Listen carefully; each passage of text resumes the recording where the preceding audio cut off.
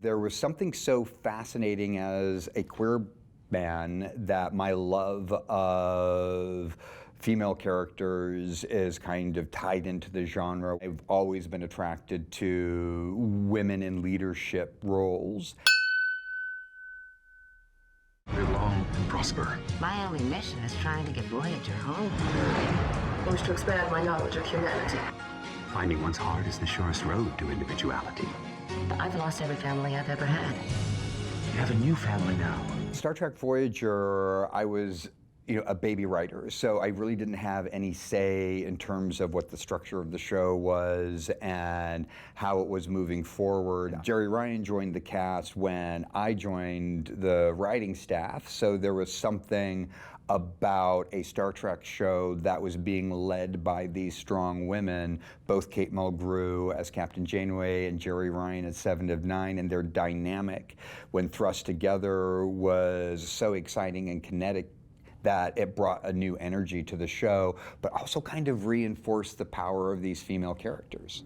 Starfleet has agreed to establish a Federation presence in the system following the withdrawal of the Cardassian occupational forces. Ruling parties are at each other's throats. Factions that were united against the Cardassians have resumed old conflicts. They've left the Majorans without a means of being self-sustaining. Your job is to do everything short of violating the Prime Directive to make sure that they are. It was interesting working on Deep Space Nine contrasted with working on Voyager, because Voyager was much more episodic and Deep Space Nine was serialized in a way that I love as an audience member.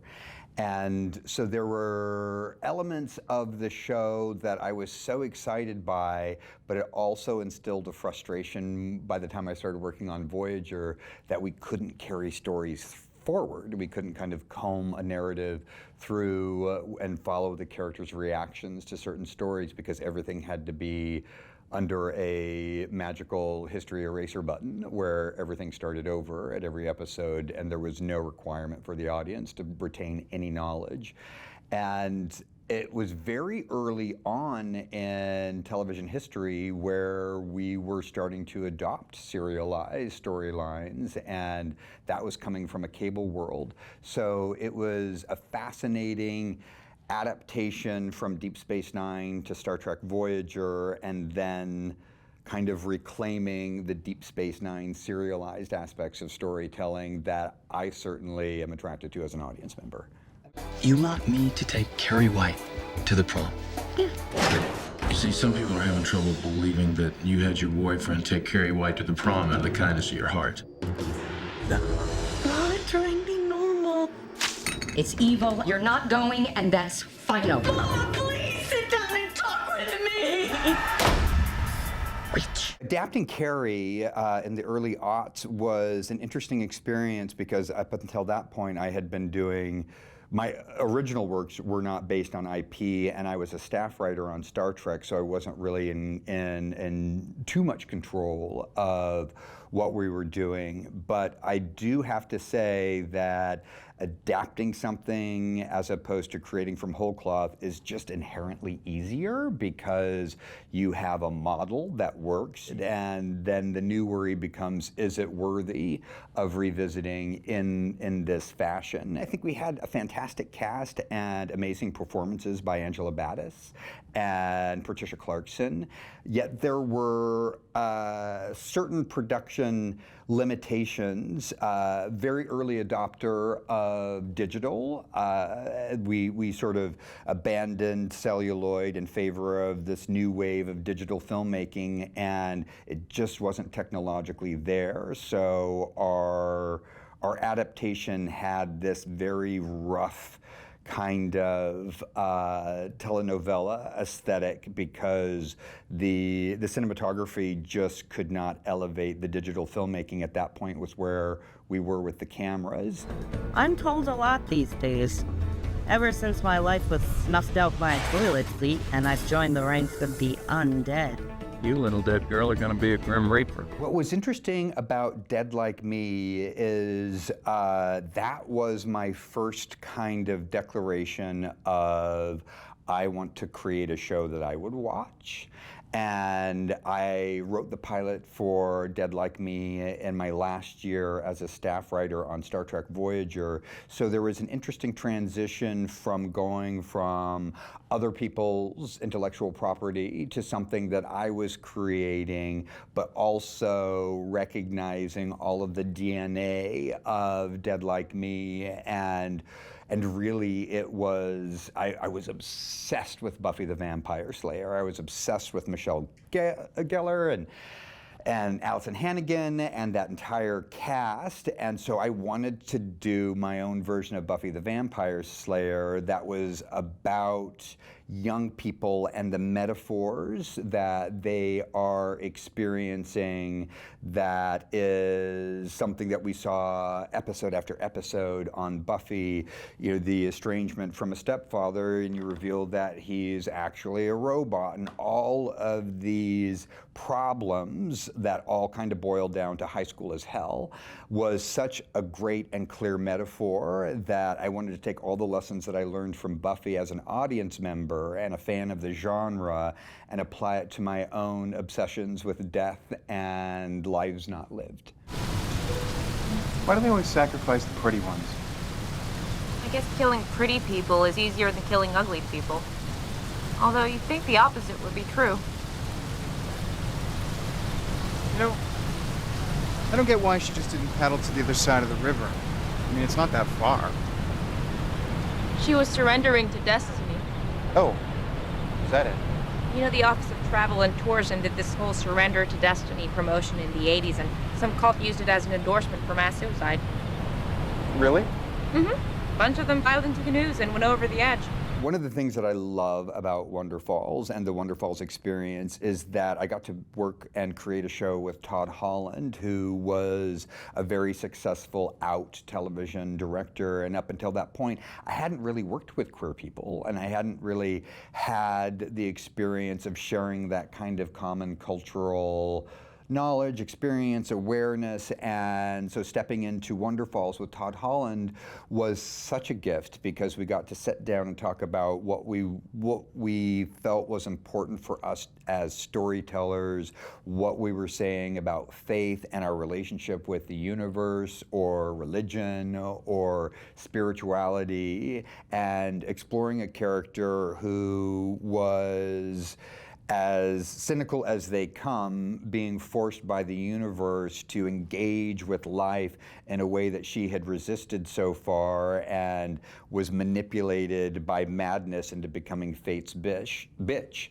and making a choice for her to live as opposed to coast. And I feel like all of those elements were very relatable to a 20-something experience, which I was having at the time when I was writing these stories.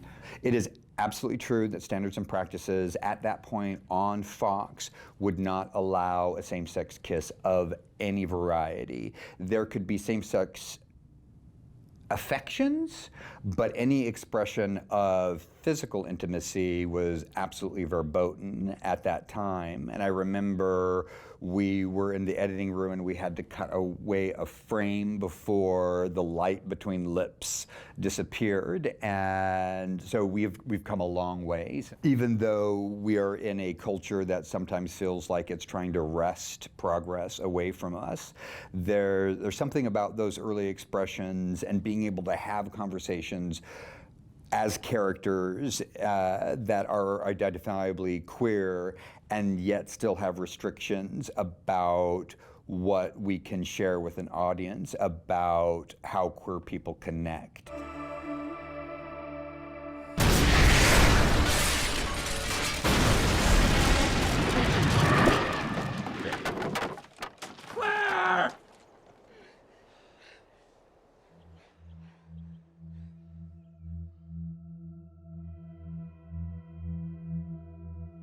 One of my favorite things about working on Heroes was just the caliber of storytellers that were in that writer's room.